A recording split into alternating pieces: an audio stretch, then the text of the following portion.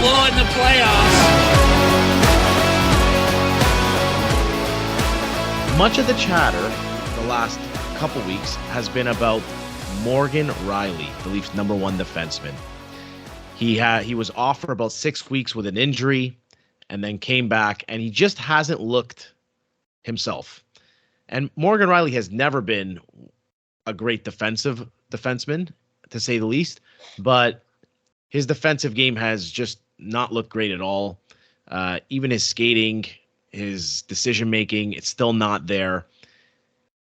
The Maple Leafs, since Morgan Rielly's been back in the lineup, was his 10th game back, have allowed 4 or more goals in 6 of those 10 games. So when he was hurt, and we talked about how great the Leafs are playing defensively, and then he gets back, and all of a sudden the goals start pouring in. Is it any coincidence that this is happening? And are you concerned about the play about Morgan Rielly at this point of the season? I think the concern has got to be real. We've seen it year after year with him, right? I guess he's definitely not known as a defensive defenseman. He's known as a very good skater, but also likes to be active in the rush. He likes to activate in the offensive zone. TJ Brody has been usually the guy to cover up a lot of the mistakes and, 2-on-1s and things like that. But, how many years have we gone by to say, well, all Morgan Rielly needs is a partner? And we've seen it from Nikita Zaitsev to Jake Gardiner to Ron Hainsey to Ilya Lyubushkin. The list goes on and on and on and on. When it's not the partner that the issue is. It's the style of play he's playing right now. And I gotta be honest with you, that contract ain't looking too good right now, guys, because we got 7 more years of this.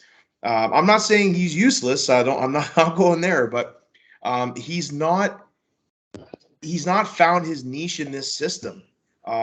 You saw when the Leafs had a lot of defensive injuries, how the whole team committed to a defense-first approach by really eliminating a lot of high-danger chances. And a lot of that came when he wasn't playing. There definitely is a relationship there to it. The problem now becomes you can't move him. So what do? Well, you got to find the ideal partner, and that ideal partner isn't on this team right now. I think the closest they started with Liljegren tonight. I think he's very underrated, but I think he's better suited with other guys. It's because he's still in that growth stage. But they need to find a partner for Rielly, and he is not a number one defenseman. I would really appreciate people stop putting him in that conversation with the Yossis and the Hedmans and the Makars. He's not there. Hold on. Now, a lot of people say this. He's not a number one defenseman. No. Our perception of a number one defenseman is a little skewed. What is a number one defenseman? Is a number one defenseman a guy who's in the Norris Trophy discussion year after year, like the guys that you mentioned? Or is a number one defenseman really just there's 32 teams in the NHL, the 32 best defensemen in the league? Is he in your top 32? Because really, there's 32 teams. There's got to be a top defenseman on each team.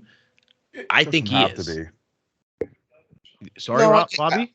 Go ahead. It doesn't have to be a top D on it. I would say, I wouldn't say 1 to 32, but there's probably 15. It's like quarterbacks, right? Like everybody has to have a quarterback, but not all quarterbacks are. Okay, fair enough. You'd even be hard pressed to have a discussion. People had him in their Olympic lineup last year, right? So is TJ Brody not that partner for him? He's been banged up a lot this season, and Rielly, since he's been back, I'll cut him some slack. He's had Connor Timmins as his partner. He's had Brody as his partner. He's had Liljegren as his partner. It's kind of tough to build your game when you got a new guy beside you every game.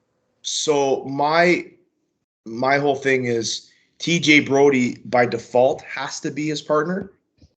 But wouldn't it be ideal for TJ Brody to move down as the number 2 or the second pairing defenseman where he's probably best suited, because he's not a number 1 pairing either, right? To me, he's probably their all around best defenseman, and that's just in my opinion. But the ideal guy for Rielly, you have to go out and get him.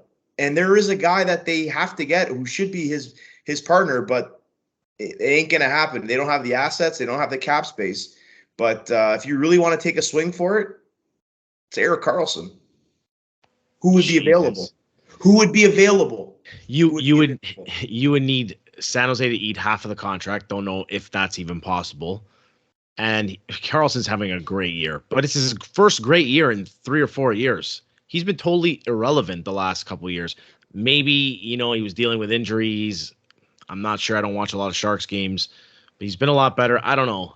And he's got 5 more years left on that contract. So even at half the money, 5 years at 5.5 for Karlsson. No, it ain't going to happen. Man. I'm just saying a guy who's like, these guys are not available. But I'm saying a guy who is available but not realistic, it's Karlsson. So the answer to the question is they have to find it within.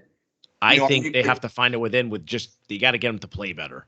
Yeah. You got to build his confidence.